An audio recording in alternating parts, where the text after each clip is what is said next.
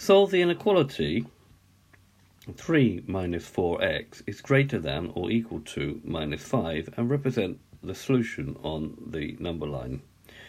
Okay, before we actually solve this inequality, place an inequality sign between the following two numbers. So we've got the numbers 2 and 4. Quite obviously 2 is less than 4, so the inequality sign would go this way round.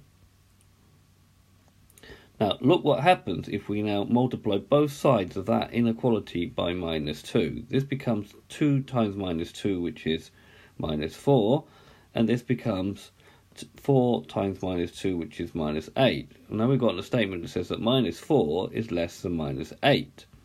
Well, this is not true because we know that minus 4 is greater than minus 8. So look what we have to do. We have to change the way the inequality sign goes. We have to reverse the sign. Let's look what happens if we now divide both sides by 2. So if we divide both sides by 2, on this side we're going to get minus 1. On this side we're going to get 4 divided by minus 2, which is minus 2. Now now says that 1 is less than minus 2. Again, that's not true, as minus 1 is actually greater than minus 2.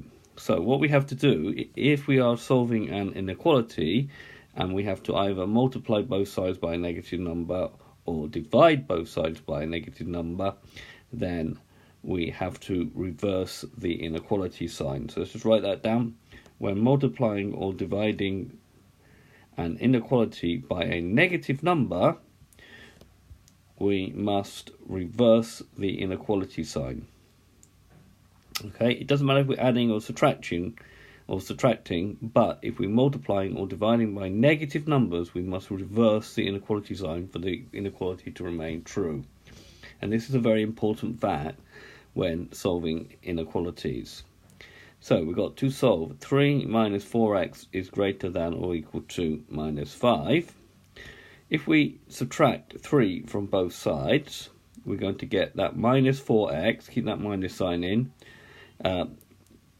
is greater than or equal to minus 8. Minus 5, take away 3 is minus 8. We don't have to change the sign because all we've done is subtracted a number.